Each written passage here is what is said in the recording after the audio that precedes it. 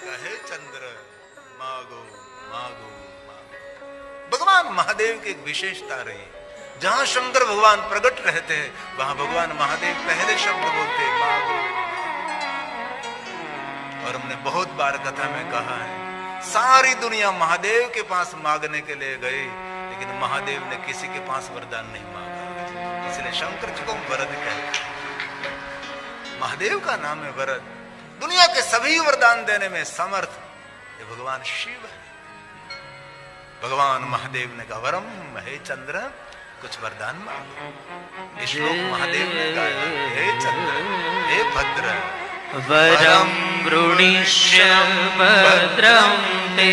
हे चंद्र आपके मन में जो इच्छा हो मेरे पास से वरदान मांग सकते हैं। स्वयं भगवान महादेव बोले मनसा यत् समीप्सितं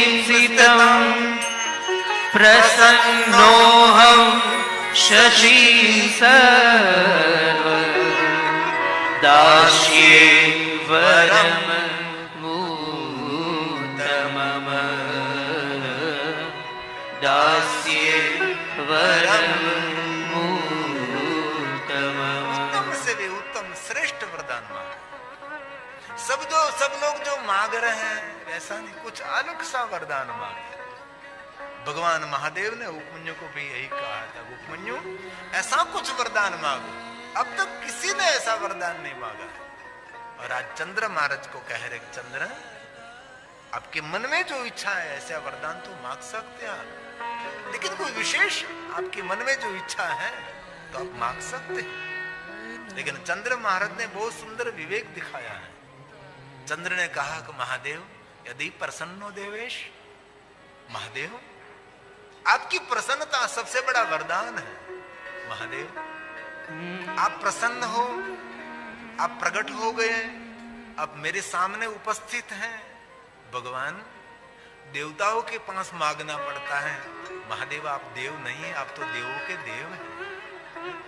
जो मांगे ने वरदान देते उसको देव कहा जाता है, कुछ मांगना नहीं पड़ता और वरदान देते रहते, इसीलिए तो आपको महादेव कहते हैं। योग्यता के अनुसार देने वाला देव है, लेकिन आप तो कभी किसी की योग्यता देखते ही नहीं, बिन योग्यता आप वरदान देते रहते हैं। महादेव क्या मांगे आपके पास, लेकिन आपने मुझे कहा है मांगने के लिए, इसीलिए भगवान मैं कहता हूं यदि प्रसन्नो देवेश, मुझे पता है कि साध्य भवन मम, मेरे लिए कोई वस्तु असाध्य नहीं है। जो मांगू जो नहीं मांगू वो सब कुछ मुझे मिलने वाला है, क्योंकि आपकी प्रसन्नता सबसे बड़ा वरदान है। ये चंद्र महाराज ने महादेव को कहा कि महादेव प्रसन्नो देवेश, यदि आप प्रसन्न है महादेव किं साध्ये भवेन् मम तथापि मे शरीरस्य क्षय वारय शंकर क्षय वारय शंकर। भगवान मांगने की कोई इच्छा नहीं है, लेकिन महादेव आप बार बार मुझे कहते हैं मांगिए मांगिए, इसीलिए भगवान कहते तथापि मैं शरीर से रोगी हूं। भगवान मुझे क्षय रोग हुआ है, महादेव इस रोग को भगवान वाजिए, इस रोग को भगवान दूर करे, मुझे मुक्त करे क्षय रोग से। भगवान शिव ने कहा चंद्र सुनो, आपको जो रोग हुआ है ना, और दक्ष महाराज ने श्राप दिया है। किसी का निशासा, किसी की बद्दुआ, किसी का श्राप लगने से जो कुछ दुख होता है इन्हें से मैं भी मुक्त नहीं कर सकता। इसीलिए चंद्र महाराज जीवन ऐसा सुंदर निर्माण करिए, किसी का आशीर्वाद तो नहीं ले सके लेकिन किसी की बद्दुआ न लगे, उसका तो बहुत ध्यान रखिए चंद्र महाराज। अपने जीवन जिले में थोड़ा सा गलत प्रयोग किया है, इसलिए तो सब कुछ हुआ है। चंद्र मैं तुझे वरदान देता हूं, तुझे जो क्षय रोग हुआ है ना, ये रोग की पीड़ा में हरो। मुझे सारी दुनिया हर हर महादेव कहते हैं, मैं सबकी पीड़ा हरने वाला हूं, मैं सबके दुख हरने वाला हूं। इसलिए तुझे क्षय रोग की कोई वेदना नहीं होगी, सभी वेदना मैं हरता रहूंगा। लेकिन सुन चंद्र, यदि तुझे क्षय रोग में से मुक्ति तो नहीं मिलती, 15 दिन क्षय रोग बढ़ेगा और 15 दिन तेरा क्षय रोग कम हो जाएगा। एक पक्ष में तेरी कला खिलेगी, दूसरे पक्ष में तेरी कला कम होगी, वैसे ही चलता रहेगा। भगवान शिव ने कहा पक्षे च क्षीयताम चंद्र। एक पक्ष में तेरी कला क्षीण होगी, दूसरे पक्ष में तेरी कला कला तेज दिने दिने पुनश्च वदव्या प्रक्षे सा कला च निरन्तरम् सा कला च निरन्तरम्। अब भगवान महादेव ने कहा सुन चंद्र, मैं तुझे वरदान देता हूं, एक पक्ष में तेरी कला खिलेगी, एक पक्ष में तेरी कला कम होगी, और 30 दिन में एक दिन तो संपूर्ण कला से भरपूर रहेगा। लेकिन मैं तुझे वरदान देता हूं चंद्र, जब तू अति बीमारक संपूर्ण क्षय हो जाएगा, तब मैं तेरे पास रहूंगा, तेरे पास में खड़ा रहूंगा चंद्र। पूर्णिमा के दिन में आपके पास नहीं रहूंगा, लेकिन जब तू संपूर्ण क्षय हो जाएगा, तब मैं तेरे पास आकर खड़ा रहूंगा। जिनको हम द्विज चंद्र कहते हैं, क्यों हम दर्शन करते हैं? शुक्ल पक्ष की द्विज 6 बजे का आसपास आकाश में दिखाई देते हैं। ये द्विज चंद्र की महिमा क्या है? इस दिन भगवान महादेव स्वयं चंद्र के पास रहते हैं,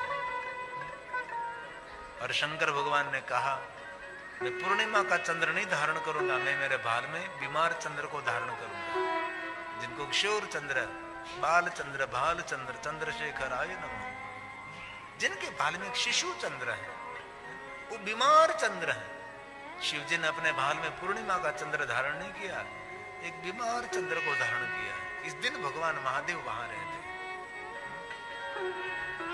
इसलिए कभी अवसर मिले ना तो कृष्ण पक्ष की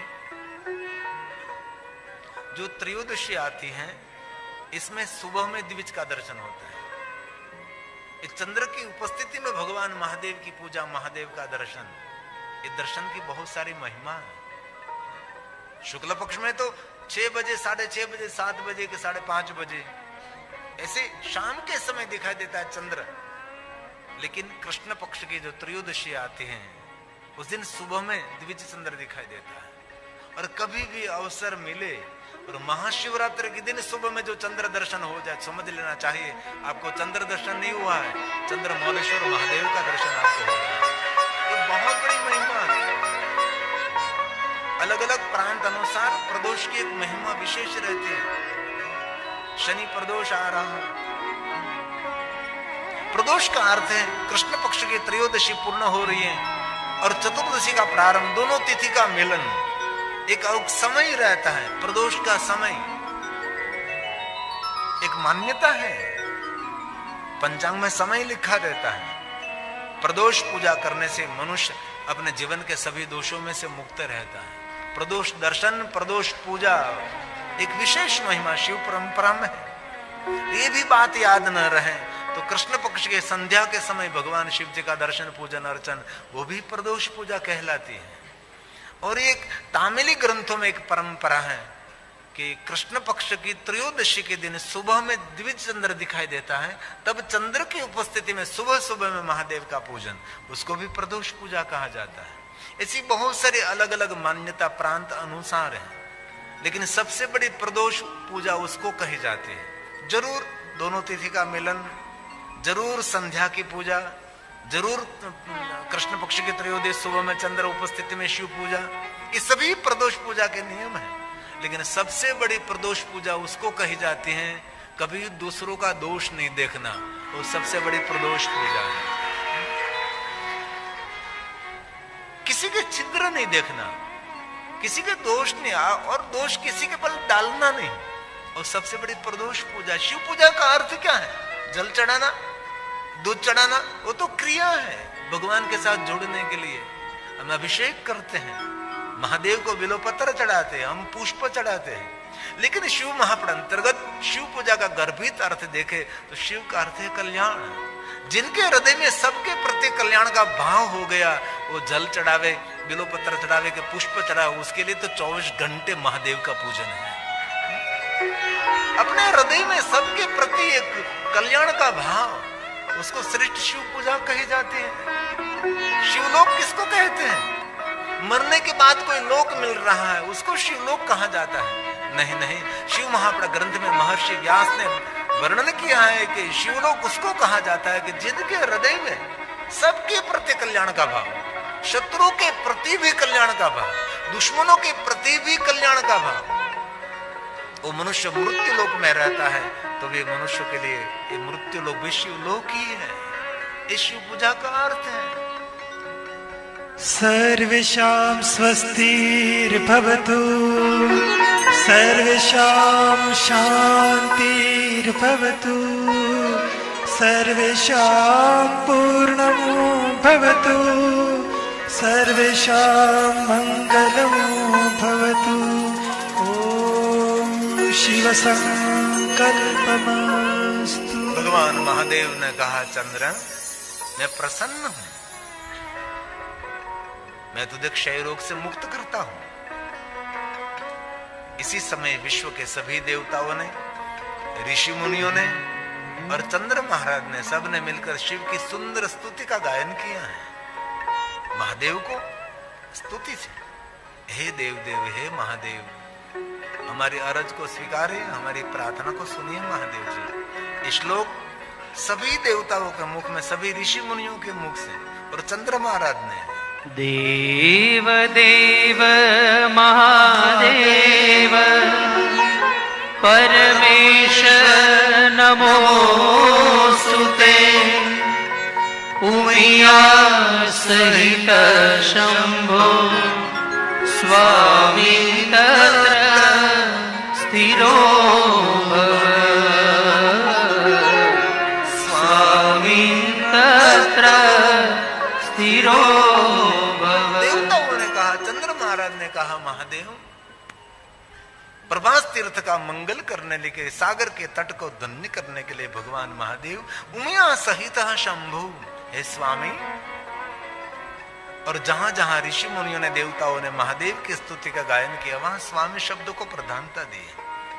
राम जी ने महादेव की बहुत सारी स्तुति की। राम जी जहां जहां महादेव को स्तुति करते वहां स्वामी शब्द है। भगवान द्वारकाधीश ने भगवान शिव जी को स्वामी शब्द से संबोधित किया, और विष्णु भगवान ने जहां जहां महादेव की स्तुति की वहां स्वामी शब्दों से भगवान शिव जी का संबोधन किया है। महादेव यहां प्रकट रहे। आप सुत पुराण जी ने प्रयाग तीर्थ में कहा, महात्माओं, भगवान शिव प्रसन्न होकर प्रभास तीर्थ की महिमा के लिए, चंद्र की यश और कीर्ति के लिए, सागर के तट पर प्रभास तीर्थ में भगवान शंकर जी मां उमिया के साथ भगवान महादेव जी चंद्र के नाम से प्रसिद्ध रहे हैं। सुत पुराण ने प्रयाग तीर्थ में कहा, प्रसन्नश्च सदेवानां क्षेत्र महात्म्ये, क्षेत्र के महात्म्य के लिए, प्रभास तीर्थ की कीर्ति के लिए प्रसन्न होकर शंकर भगवान वहां चंद्र के नाम से, चंद्रस्य यशसे तत्र नाम्ना चंद्रस्य शंकर, नाम्ना चंद्रस्य शंकर। शंकर भगवान चंद्र के नाम से वहां स्थिर रहे। किस लिए? जगत पर अनुग्रह करने के लिए, अपने भक्तों का मंगल करने के लिए। सागर के तट पर प्रभास तीर्थ में भगवान स्वयं महादेव प्रकट रहे। उमिया सहित शंभु लिंग रूपेण सतमः अनुग्रह लोका नाम, जगत का सुख करने के लिए, रोगियों को रोग से मुक्त करने के लिए भगवान महादेव लिंग स्वरूप में भगवान शिव वहां प्रकट रहे हैं। और ये हमारे प्रथम ज्योतिर्लिंग है, और प्रथम ज्योतिर्लिंग का नाम है सोमेश्वरस्य नाम्नाय सिद्धिख्यातो भुवन ख्याति है। ये हमारा प्रथम ज्योतिर्लिंग है। जो कोई मनुष्य सोमेश्वर महादेव का दर्शन करते हैं उसके लिए महर्षि भगवान व्यास ने वचन दिया है, क्षय कुष्ठादि रोगाणां क्षय रोग, कुष्ठ रोग, कोई भी रोग में से ये प्रथम ज्योतिर्लिंग सोमनाथ महादेव मुक्त करते हैं। नाशकः पूजनाद्विजा नाशकः पूजनाद्विजा। जो कोई सोमेश्वर महादेव का पूजन करते, सोमेश्वर महादेव का दर्शन करते हैं, वो मनुष्य अपने बहुत सारे रोगों से मुक्त रहेगा और भव रोग से मुक्त रहेगा, निर्धनता से मुक्त हो जाएगा, दरिद्रता से मुक्त हो जाएगा। जो कोई सोमलिंग का दर्शन करे, नर या नारी, सपापान मुच्यते, एक क्षण में जीवन के सभी पापों में से मनुष्य मुक्त होगा।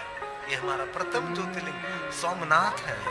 सोमलिंग नरो दृष्ट्वा सर्व पापात् प्रमुच्यते लब्ध्वा फलं नोऽभीष्टं मृतः स्वर्गं समीहते मृतः स्वर्गं समीहते। जीवन की कामना, मनोकामना पूर्ण करने वाला प्रथम ज्योतिर्लिंग हमारा सोमनाथ महादेव है। और वह भगवान महर्षि व्यास ने कहा कि कोई मनुष्य सोमनाथ महादेव की यात्रा न कर सके, लेकिन जो कोई मनुष्य सोमनाथ महादेव की कथा श्रवण करेंगे, इस मनुष्य को सोमनाथ महादेव की यात्रा का फल मिलेगा। एक कथा श्रवण मात्र से जो कोई कथा श्रवण करेंगे, सर्वान कामान, उसकी जो मनोकामना होगी महादेव पूर्ण करेंगे और सर्व पापे, अपने जीवन के पापों से मुक्त हो जाएगी। ऐसा भगवान व्यास जी का कहना है। शृणोति तद उत्पत्ति, शृणोति तदुत्पत्ति श्रावयेद्वापरान् सर्वा कामान् वाप्नोति सर्वपापै प्रमुच्यते सर्वपापै